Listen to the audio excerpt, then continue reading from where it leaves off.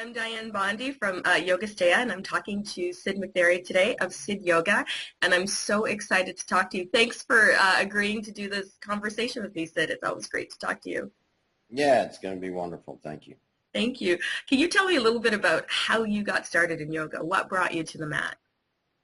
Well, I was in coaching college football, and from 12 years, of coaching football, there were a lot of stresses that came up in my life along the way.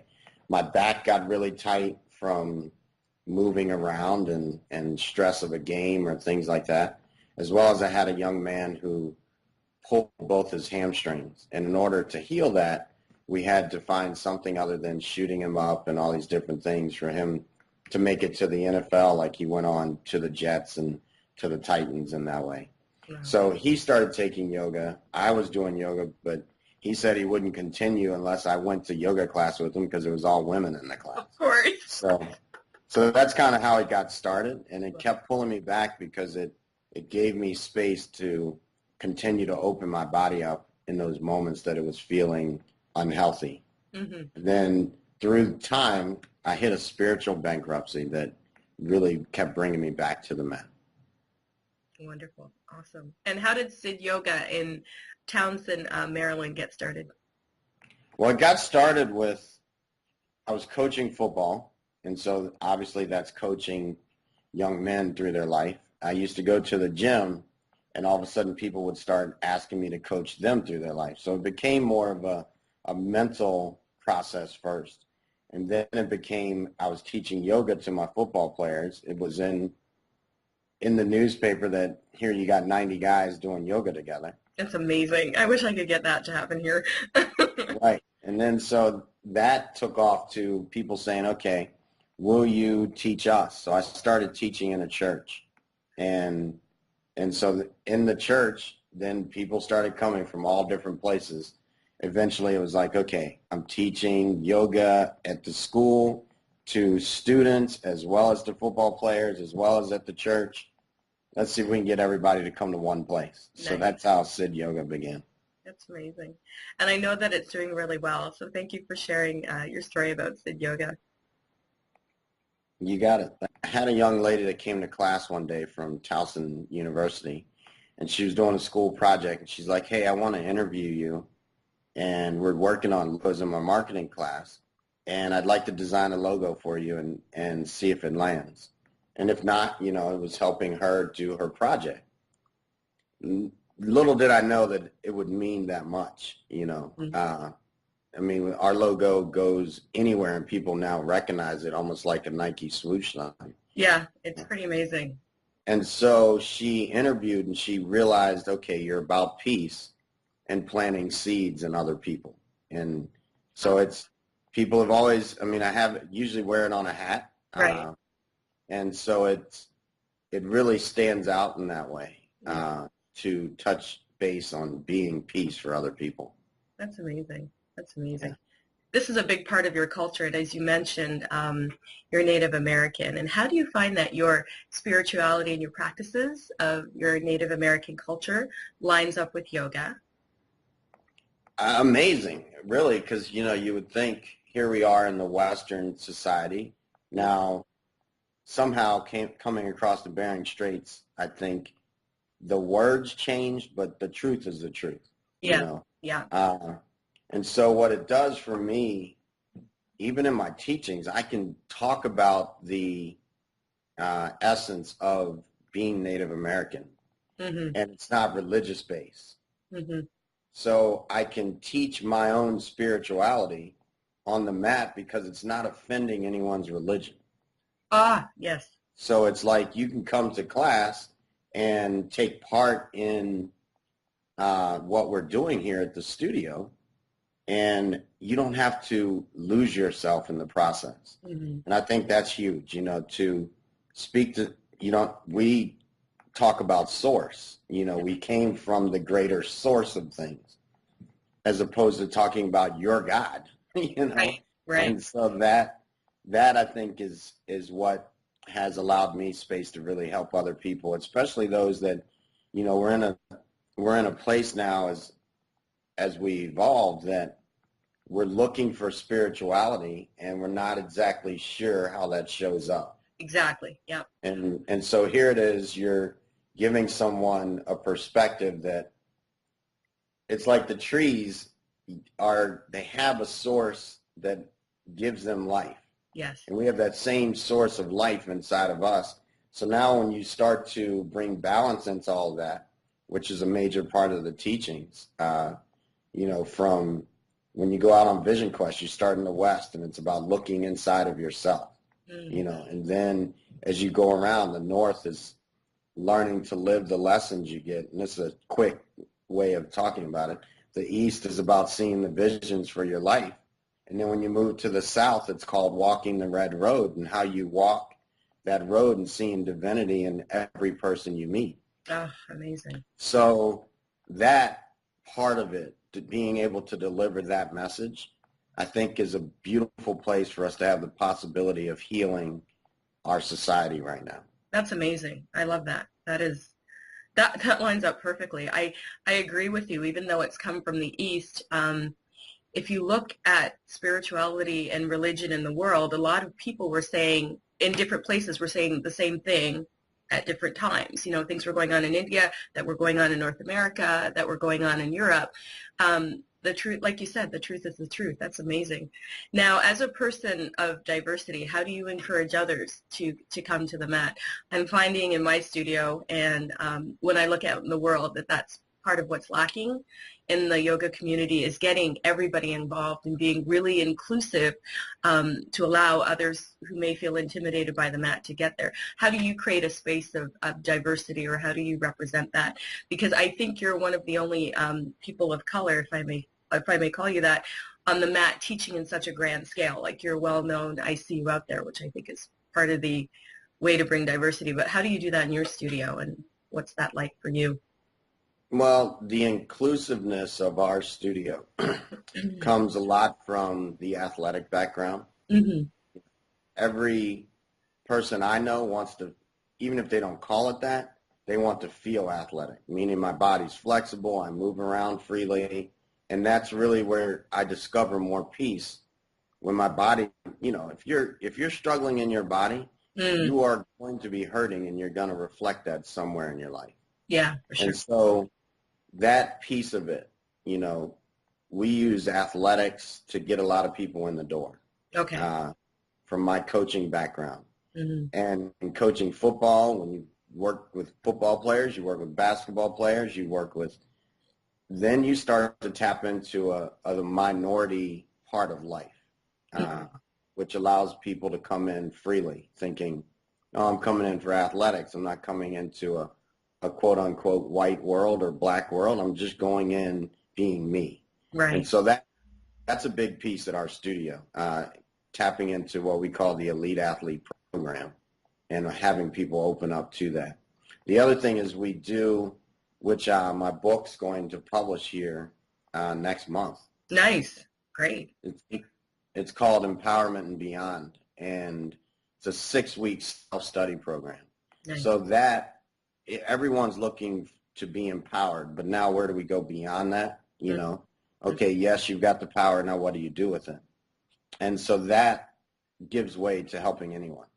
So that's, like you said, it's being inclusive. We really want to help everyone. I mean, I'm such a mutt now, and I know that, and I know all sides of myself that It's like, yeah, you can come in. I'm part of you anyway. I've got all the stuff mixed up in me, so I'm you, you're me. Just come on in and we'll have fun.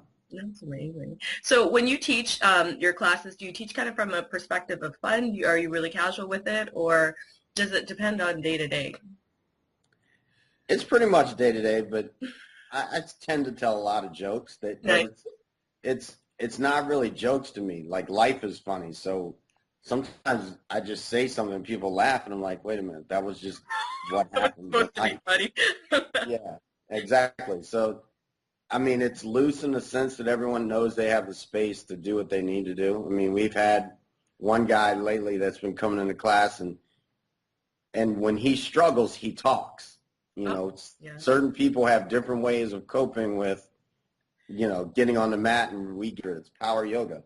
Right. So he actually comes in and will talk just out loud. I mean, just spit it out. Right. And so, yeah, I mean, he's free to do that, and I always look around and see, okay, who's comfortable with this, who's not, because Right. it's always our own reflection. Right. We're seeing things from our perspective, not through the other person's eyes. So when we're uncomfortable, it's something that I'm looking at on the outside that's really on the inside landing. And so we're pretty loose. I mean, but at the same time, there'll be times in class where I'm like, God, you guys seem so serious. Right. Let's relax into this, smile a little bit. But yeah, so we keep it light because life's already heavy enough. It's true. I agree. I agree. So when we come to the yoga mat, we're trying to bring ease and balance into our lives. So I think it's important that we have that perspective of, okay, let go. Yeah, life kicks your butt too. So is your yoga class. Yeah, and I really believe that your struggles are on the mat are a reflection of your struggles in life. And if you can conquer some of those difficult moments, whether it be sitting in meditation or doing a really hard arm balance or whatever, these give you the skills to move out into the world and conquer those situations where things are difficult, whether you're at work or at home with your family. So I love your philosophy. We have a lot of fun at our studio too. I don't know. I find I've been to other studios where quiet and mindful is good, and I'm not saying I'm not being mindful, but sometimes I'm just human, and people want to laugh, and people want to feel good about themselves and want to feel comfortable in a space. So I think that's part of being inclusive, right? Just making it Yeah. really kind of laid back. So who are your greatest teachers? I know that you studied with Baron Baptiste. I think he's an amazing teacher. I've had an opportunity to do a couple workshops with him. And what I liked about his workshops is it was the same way. It was kind of carefree, and he made a lot of jokes, and he was really approachable. So who is your greatest teacher or your greatest yoga teacher? My greatest yoga teacher, true asana teacher, helping me through going from being a football coach, which is teaching, to teaching on a mat, would be Baron. I mean, I've spent a lot of time with him and studied quite a bit with him over time, and then the other big teacher has just been my mat. I mean, Right. one of the teachers, getting on my mat day after day for the last, gosh, I guess close to 10 years now. I mean, almost 7 days a week has been a great teacher to understand my own body and how my own life is affecting me on my mat has been amazing. And then my grandmother Morningstar, she's my spiritual teacher. She's my Native American teacher. She has, I mean, sitting me on a mountain and holding space for me in that way and watching over the last 7 years. It takes 7 years for, if someone's watching this and right now they decide I'm going to have peace in my life, Mm-hmm. 7 years from now on a cellular level, they are totally changed. Wow. Every cell is gone in their body. It's a new person. Mm-hmm. So for the last 7 years, she's been guiding me on that change, Mm-hmm. and so much that when I talk to you about where it was when I started, I have to like access a movie almost to relate to what's behind me, what's gone before. So she's been tremendous. And then my parents have been amazing teachers. My dad just retired, and I saw. yeah, and it was huge. I mean, he's got a Lifetime Science Achievement Award for the world in his name and all these other things that they put in his name. But they had me come up and speak in front of these 300 scientists from all over the world. And so to be able to look at him and see how I cared about him and see in his eyes how proud he was of me standing up and being able to hold the space up in front of him. And then having my two boys sitting next to him, that's been a great teacher, to healing my own lineage and making that shift for my boys. My kids, my daughter, my two boys are great teachers. My new partner, you won't have this up before Wednesday, but I'm No. about to ask her to get married. So, Oh, congratulations. yeah. That's Yeah. amazing. I think I'd like to hear that before she does. That's Yeah. amazing. Yeah. Wow. So she's been an amazing teacher for me because I've actually been able to see a reflection that I like in myself, Nice. you Yeah. know. So that is, I mean, it's very heartfelt to even bring it up that I'm I get, actually, I got a little tear. That's, yeah, that's fantastic. Congratulations on that. thank you. Oh, that's amazing. So what is the Baltimore, Townsend, Maryland yoga scene like? What's the yoga scene like in your area? Well, it's actually growing a lot. I Mm, mean, it's grown a lot over the years. We have a really big, I mean, Lululemon's here now, so that makes a statement. right. Yeah. But then we're close enough to DC, Hmm. uh, Philadelphia, New York's only 4 hours, Pittsburgh's 3.5. Hmm. So we have all these places where people can come together or you can get to yoga fairly quickly. So, I mean, we have people that drive every Sunday night to our class from 2 hours away. Oh, wow. So, That's so amazing. yeah, so that's been just creating that space. I mean, we have our Sunday night classes and a lot of our other classes, you know, we fit 78 people in the room and it's just a great amount of energy flying around and connecting to one another. I mean, it's one of those moments where you're like, as a teacher, you're like, all right, let me just get out of the way and let this ship move, you Right. know? And so it's a great yoga scene. Lululemon's been great in my life.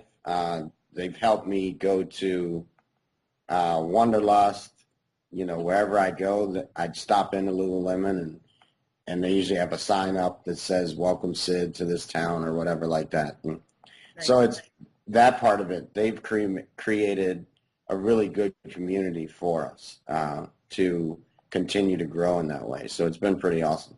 That's amazing. So what's on the horizon for Sid Yoga? You do have a book coming out, which is very exciting. I'm looking forward to picking that up and reading that. What else do you have going on in your life? What else are you doing? Well, at the beginning of March, we'll be going to Sedona for our Awakening Your Spirit series off of the Empowerment Beyond book. And Nice. then we're also doing that in Cherokee, North Carolina. I'm really excited to go there because I'm Cherokee Indian. Oh, So wow. to go to Cherokee, North Carolina, where everyone started the Trail of Tears and walked over to Oklahoma, Wow. is another step of that shifting of energy inside. So we get a chance to have a chief come in, a couple elders come in and do some teaching. So I look forward to that because it's where I really want to evolve right now in my teaching is helping people find spirituality through yoga and through the Native American teaching. So I look forward to that. I'll be at Wanderlust in Vermont. That's going to be an amazing time. It looks like they've got a great lineup and Yeah. a lot Wonderful. of people that I know are coming from a lot of places. So that's going to be another great thing. And we have teacher trainings coming up, Empowerment Beyond in our studio. So a lot of things, Wow. really good coming up. It looks like you're taking over the world, Sid. That's funny. Don't You get in say trouble. why not? I'm on a quest to get Sid Yoga on the front of Yoga Journal. We talked about this. Like, I would like to see you on the front of Yoga Journal. So I'm putting it out there, universe, and I want to say I wanted to be the first to say, you need to be on the front of Yoga Journal. We need to see strong, powerful people up there that represent everybody, right? That bring diversity. There's kind of a set prototype for the front of that magazine. So I'm hoping that they will look beyond and maybe put a few more guys on there that are doing great things in the community, such as yourself. So this is crazy amazing. I'm glad we finally got to sort out our technical issues and got to talk today, Sid. Thank you so much for all that you do and for raising the vibration of the world. Thank you. So if people want to contact you, talk to you about yoga, check out your studio, how would they find you, Sid? They can go to www.sidyoga.com. They can always call, old technology still works, 410-321-9642. And the best way is to get through the website or even go to Facebook or Yep. Twitter. Yep. and look us up there. Excellent. So we'll make sure that we put those addresses up on screen so that everybody can get in contact with Sid. Sid has an amazing website that really encompasses all that you do. So I encourage everybody to check it out. Such a pleasure to talk to you today, Sid. You too. Thank you very much. Thank you very much. It's always great. Namaste. Namaste.